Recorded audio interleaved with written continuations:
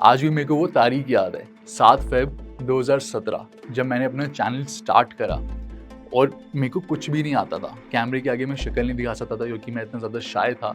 मेरे को बोलना नहीं आता था, लाइव में बोल नहीं सकता था। 1 साल वो ऐसा गया कि मैं एडिटिंग भी खुद करता था। 2-2 दिन निकल जाते थे, मैं सोता नहीं था क्योंकि स्टार्टिंग में क्या होता था कि कार शोरूम वाले हमारे को अंदर भी नहीं घुसने देते थे। तो पहले साल में जो अर्निंग थी हमारी वो 25 से 30 हज़ार थी। अगले साल वो हो गई 50 हज़ार, धीरे-धीरे 1 लाख, 1.5 लाख, 2 लाख। आज की डेट में दोस्तों हम करोड़ों में कमा रहे हैं। Hello and welcome back to team Cardilite. तो ये डायलॉग आपने मेरे चैनल पे काफ़ी बारी मेरे मुँह से सुना होगा, लेकिन क्या है इसकी बैक स्टोरी, आज मैं आपको वो बताने वाला हूँ। तो बचपन से ही मेरे को कार से काफ़ी ज़्यादा क्रेज़ था। इवन हर एक गाड़ी के शोरूम में मैं जाता था, वहाँ पे ब्रोशर कलेक्ट करता था।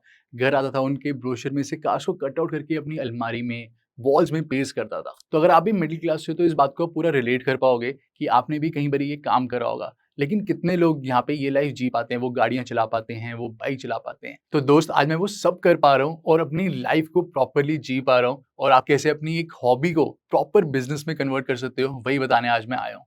तो मेरा नाम है शिवम पुदिराजा और मैं एक कंटेंट क्रिएटर हूँ। तो अब आप सोच रहे होगे कि हॉबी क्या है? हॉबी एक वो चीज़ है जिसके लिए आप पूरे दिन में वेट करते हो और अपना एक वक्त निकालते हो कि ये काम मैंने करना ही करना है। जैसे कि मैं पूरा टाइम सोचता था गाड़ियों के बारे में, पूरा टाइम अपने दोस्तों से गाड़ियों के बारे में बात करता रहता था। एक टाइम निकालता था कि किसी वेबसाइट को खोल रहा हूँ, कार के शोरूम में जा रहा हूँ और कॉलेज से जब घर वापस आ रहा हूँ तो बीच में कोई कार का शोरूम है तो वहाँ पे चले गए, बैठ के बातें कर ली, ब्रोशर घर पे ले आए, पिक्चर्स कट आउट कर ली। तो ये आपकी हॉबी। तो मैंने हॉबी को आइडेंटिफाई करा, देन मैंने सोचा कि इससे रिलेटेड बिज़नेस में क्या कर सकता हूँ क्योंकि इतना ज़्यादा मैं इस हॉबी के अंदर घुसा हुआ था। तो 2017 की बात है, मैं कॉलेज में था, Delhi University North Campus SGTB Khalsa college.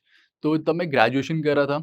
उसके बाद मेरे पास उस टाइम एक सेंट्रो कार हुआ करती थी जिसमें मैं कॉलेज जाता था। लेकिन मेरे को था बाकी दोस्तों की तरह मेरे को भी अपनी गाड़ी को अपग्रेड करना है, एक नई गाड़ी लेनी है। तब मेरी एक्चुअल जर्नी वहाँ से स्टार्ट हुई जब मेरे को पता लगा कि यूट्यूब पे वीडियोज़ देखने के बाद, वेबसाइट पे आर्टिकल पढ़ने के बाद बहुत ज़्यादा गैप है मार्केट में। हर एक मिडल क्लास पर्सन की तरह मैं भी एक मिडल क्लास आदमी था और मिडल क्लास में क्या होता है कि हर पर्सन जो है वो गाड़ी का टॉप मॉडल यानी कि टॉप वेरिएंट नहीं ले पाता। बेसिक मॉडल लेता है, मिडल मॉडल लेता है और वही दिक्कत मेरे को भी थी। कोई भी चैनल पे, कहीं पे भी यूट्यूब पे मेरे को कोई भी मिडल मॉडल, लोअर मॉडल की वीडियो मिलती ही नहीं थी और इसी चक्कर में मेरे को था कि अब ये दिक्कत को ख़त्म करना है। अब कार्स बायर के लिए एक ऐसी प्रॉब्लम मैंने आइडेंटिफ़ाई कर ली थी, जिसमें मेरे को था कि अब इनके लिए कुछ ऐसा करना है कि उनको घर बैठे सारी इन्फॉर्मेशन मिल जाए। चाहे उनको जो मर्ज़ी मॉडल लेना हो, शोरूम उनको जाने की ज़रूरत ना पड़े। तो मेरे को कुछ ऐसा करना था कि मैं एक मार्केट में ऐसा डिस्रप्टर बन जाऊँ कि जो कार बायर है, वो घर बैठे उसको सारी इन्फॉर्मेशन मिल जाए और इतनी क्लैरिटी से इन्फॉर्मेशन मिले कि ना उसको कोई बेवकूफ़ बना पाए, ना उसको कोई मैनिपुलेट कर पाए और उसको सारी इन्फॉर्मेशन बिल्कुल आराम से घर बैठे मिल जाए, वो भी एग्ज़ैक्ट डिटेल के साथ। उसको शोरूम में घुसने तक की ज़रूरत ना पड़े। तो उसके बाद मैंने सोचा कि क्या कुछ मैं ऐसा कर सकता हूँ कि इस चीज़ को मैं रिज़ॉल्व कर पाऊँ। उसके बाद मेरे मन में आइडिया आया कि हम यूट्यूब चैनल स्टार्ट कर सकते हैं और दोस्तों, मैं कोई एक नॉर्मल कार गाय नहीं हूँ, मैं एक बोनाफाइड पेट्रोल हेड हूँ। अब बोनाफाइड पेट्रोल हेड होता क्या है? तो हर एक गाड़ी का, हर एक मॉडल, उसका प्राइस, उसका ऑन रोड प्राइस जो हो गया, बाकी उसके प्राइस के में मार्केट में और कौन-कौन सी गाड़ियाँ अवेलेबल है, उनका क्या प्राइस है, उनमें फीचर डिफरेंसेस क्या है, वो हर एक चीज़ मेरे फिंगर टिप्स पे होती थी। तो इतनी ज़्यादा मेरे को नॉलेज थी, इतनी क्लैरिटी से मेरे को सब कुछ पता था, तभी मैं ये कदम उठा पाया और मैं सोच पाया कि अब बायर्स के लिए हर एक चीज़ मेरे को रिज़ॉल्व करनी है। तो 2017 लास्ट ईयर कॉलेज का था। मैंने डैड को बोला कि ये मैं काम शुरू करना चाहता हूँ। डैड का और मॉम का फुल सपोर्ट था। ओरिजिनली तो मैंने डैड के बिज़नेस में ही आना था, लेकिन मैंने ग्रेजुएशन के बाद एमबीए करना था। मैंने उनसे माँगा सिर्फ़ 1 साल कि मेरे को आप 1 साल दे दो, इस काम में मैं मन लगा के एक बारी कर लूँ। अगर ये कुछ ग्रोथ होता है, तो मैं इसे साइड बाय साइड कर लूँगा। ज़्यादा ग्रो होगा, तो हम इसको और भी एक्सपैंड कर लेंगे।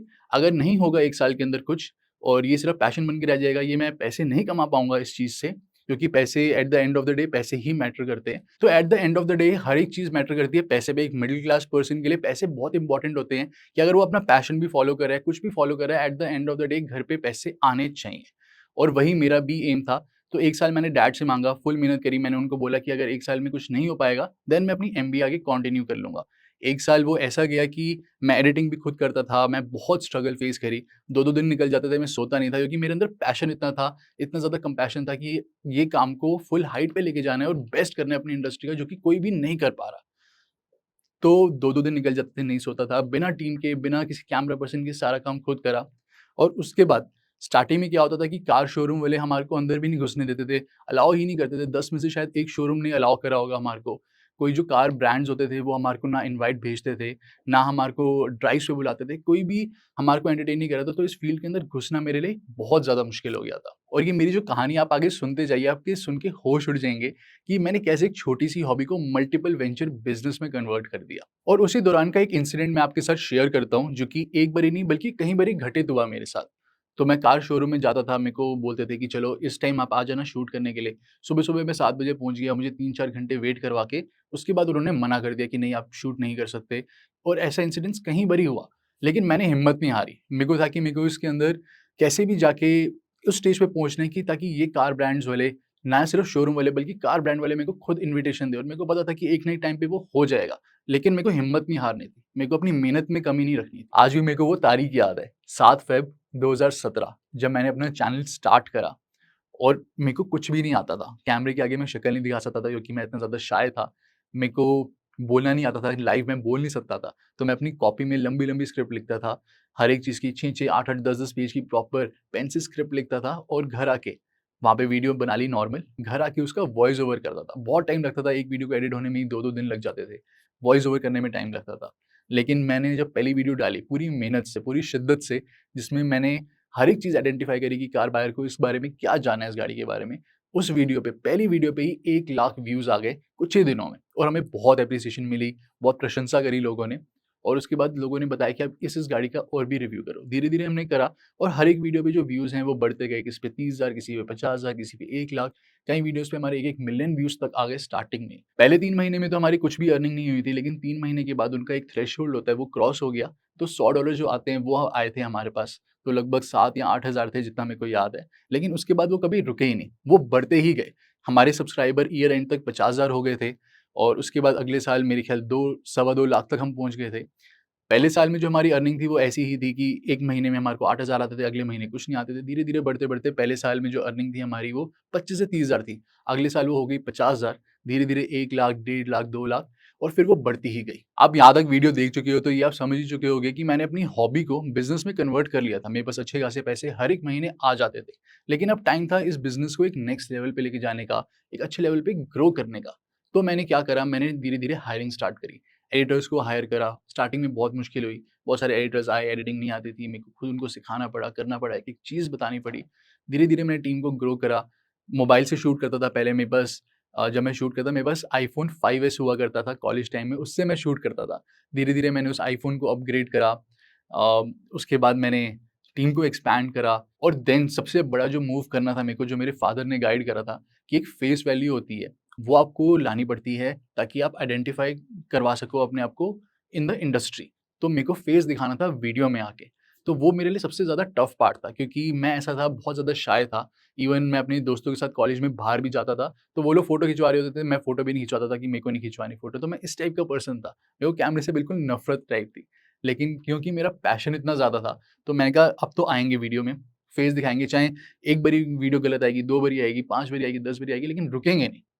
फेस दिखाएँगे और प्रॉपर रिव्यू करके मैं दूँगा। तो मैंने एक बारी वीडियो शूट करी, अच्छे से नहीं हुई, सेकंड वीडियो में इम्प्रूवमेंट हुई, थर्ड वीडियो में इम्प्रूवमेंट हुई, धीरे-धीरे इम्प्रूवमेंट होती गई, मेरी कम्युनिकेशन स्किल बेटर होती गई और लोगों ने जब मेरे को आइडेंटिफ़ाई करना शुरू करा, तो जैसे अगर मैं कभी बाहर भी जा रहा होता था, किसी रेस्टोरेंट में बैठा हूँ, तो लोग आके मेरे को मिलना शुरू हो गए, आइडेंटिफ़ाई करना शुरू कर दिया। अब क्या हुआ कि इतना ज़्यादा पॉपुलैरिटी हो गई, काफ़ी जल्दी पॉपुलैरिटी हो गई थी और ग्रोथ भी अच्छी मिल गई थी हमारे को। तो कार शोरूम वाले जो हमारे को पहले धक्के मार के निकाला करते थे, उन्होंने खुद कॉल करके बुलाना शुरू कर दिया कि अब आप आ जाओ। रिकॉग्नाइज़ेशन मिली, तो जो डायरेक्ट कार ब्रांड वाले हैं, वो कॉल करते थे कि आप लॉन्चेस पे आ जाओ, हमारी नेशनल मीडिया ड्राइव पे आ जाओ।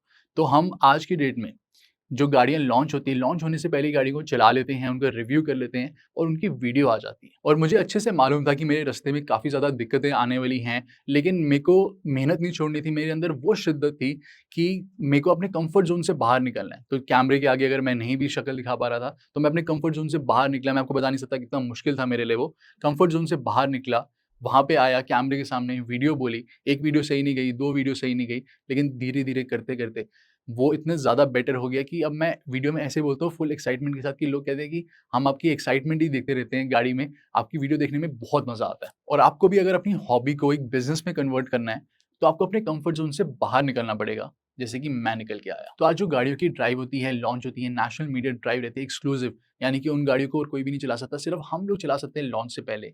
जब हम वहाँ पे जाते हैं तो लगता ही नहीं कि हम काम करने जा रहे हैं।